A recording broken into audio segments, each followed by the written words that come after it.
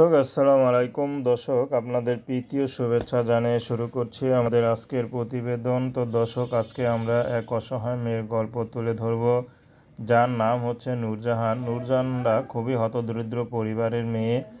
নূরজাহানের মা আছে, আর কেউ নেই।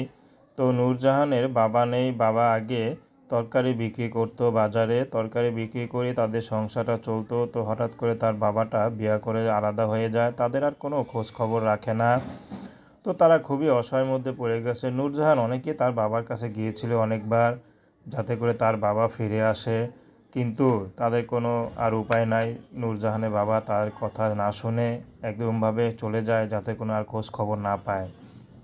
তো শেষমেশ কী করবে নূরজাহান? যে ঘরটা দেখতে পাচ্ছেন, এই ঘরেই থাকে, ভাঙা একটা ঘর, বেড়ার ঘর। তার মধ্যে ভাড়াও ঠিকমতো দিতে পারে না। তার মধ্যে নূরজাহানেরও বিয়ের বয়স হয়েছে, দেখতে মাশাআল্লাহ গরিব হলেও কাটিং চেহারা সুন্দর আছে। তো অনেকে বিয়ের প্রস্তাব দেয়, দিলেও আবার অনেক টাকা যৌতুক চেয়ে বসে, তখন আর বিয়েটা হয় না। তো এই জন্য নূরজাহান এখন ইউটিউবে এসেছে, ভালো জীবনসঙ্গী পেয়ে যায় তাহলে নূরজাহানের আর কোনো কিছু দরকার নেই। নূরজাহান শুধু চাচ্ছে একটা ভালো মানুষ, যে তার এই দুঃখের মাঝে একটু পাশে থাকবে, তাকে একটু ছায়া দেবে। এরকম একটা মানুষ পেলে নূরজাহান বিয়ে শাদী করতে রাজি আছে। সে বিবাহিত হোক আর অবিবাহিত বা বয়স বেশি হোক, তাতে কোনো সমস্যা নেই।